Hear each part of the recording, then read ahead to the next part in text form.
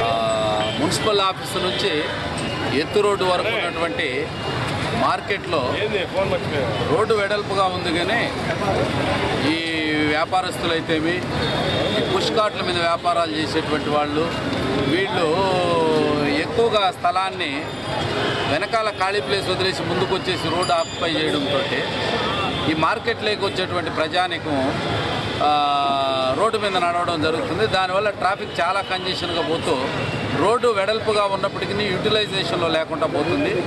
దానికని